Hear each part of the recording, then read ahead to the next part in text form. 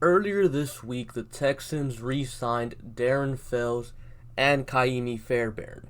They weren't done though, so later on in the week, they re-signed some other players as well as made it known that they want some other players back and are letting some other players test the market. And today, we're going to talk about all that. I know I said I was going to drop a mock draft, but I'll just wait till Monday because free agency starts Wednesday next week. So I'm like, okay, I'll drop a mock draft on Monday.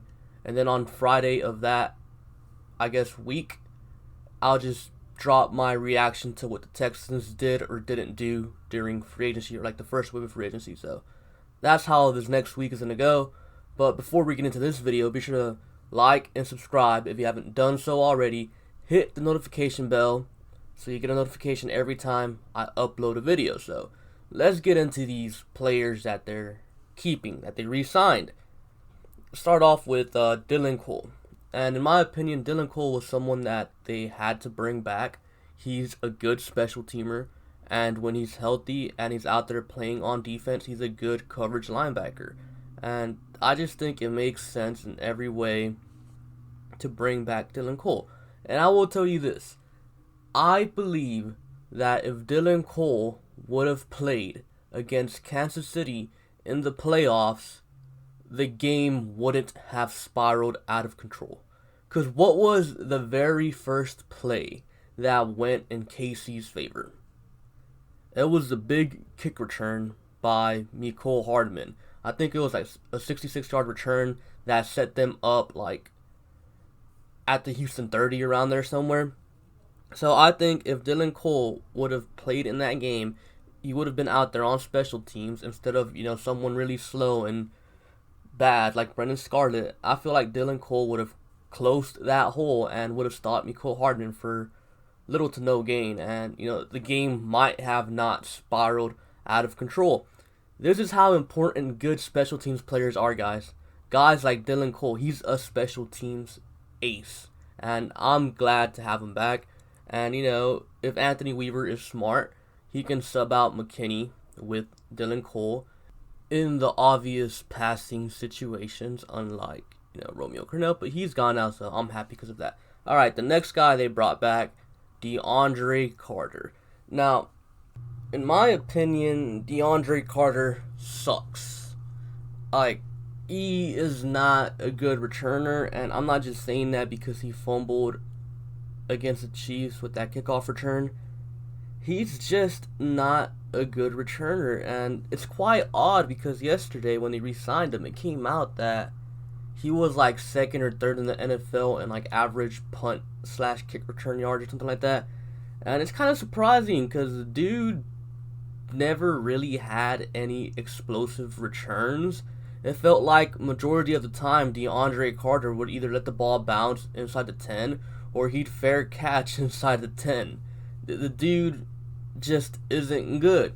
Now, the only good thing about this is it's a 1-year deal, vet minimum. So he's not really getting much, and I wouldn't be shocked if the Texans found a replacement through free agency or the draft and then they just ended up cutting him, before the season starts. And honestly, that's what I hope happens because DeAndre Carter, I don't think he's it, man.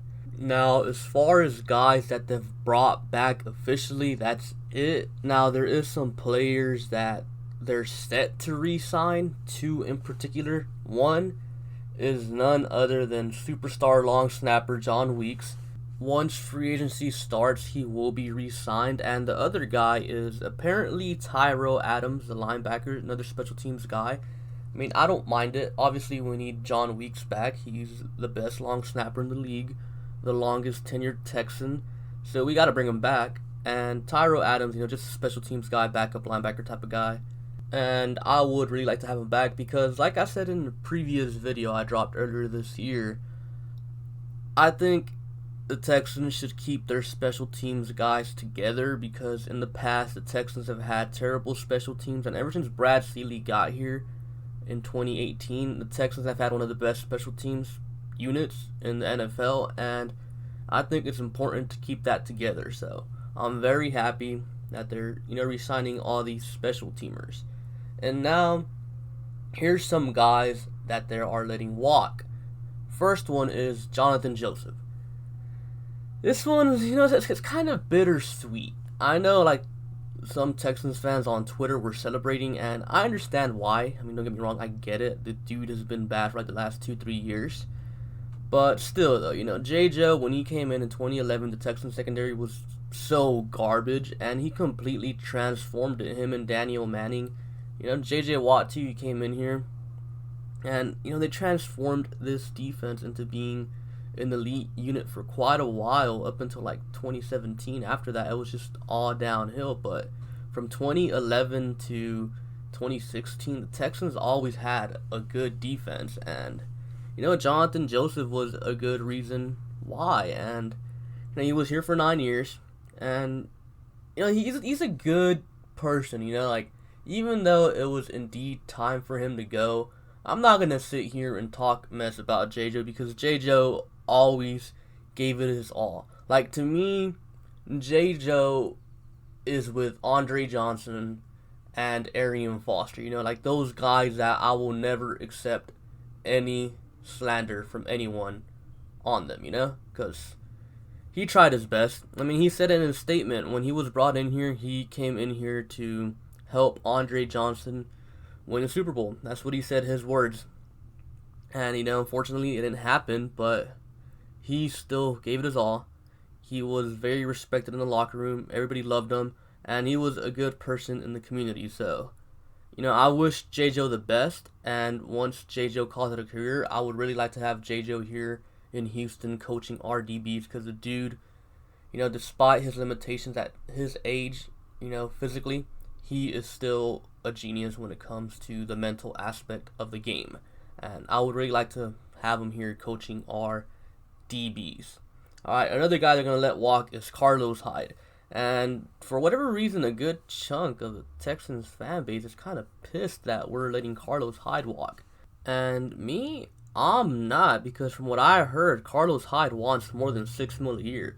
And I am not paying over $6 million a year, or $6 million a year for, an average back. Not even average, dude. Like, he's just there. I mean, he's a journeyman running back, dude. He was in Cleveland. He was in Kansas City. He was in San Francisco. Like, he was in Jacksonville, I think. So, like, yeah, he's been everywhere. His best season was here with us.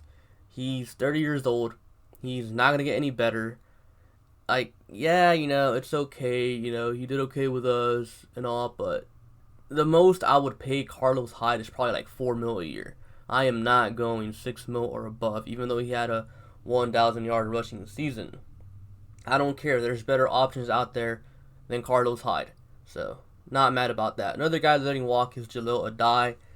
I would have really liked to have Jalil Adai back as our box safety, but hey, I mean, this guy, it's like one of those guys that I don't really care if we bring him back or not, as long as we have an adequate replacement for him. And I mean, you can find an adequate replacement for Jalil Adai like late in the draft. I mean, all he does is be a box safety, and I feel like box safeties are kind of easier to find than actual cover safeties. So, yeah, not really mad about that. And then the next guy they're letting walk is Lamar Miller, and I kind of figured.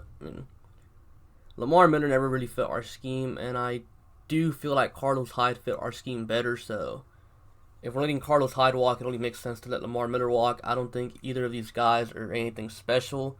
So, yeah, it's easier to find a better back in the draft than Carlos Hyde or Lamar Miller, or, maybe even a back as good as them in the draft, and they'll be even cheaper than either of them. So, yeah, there's just better options out there.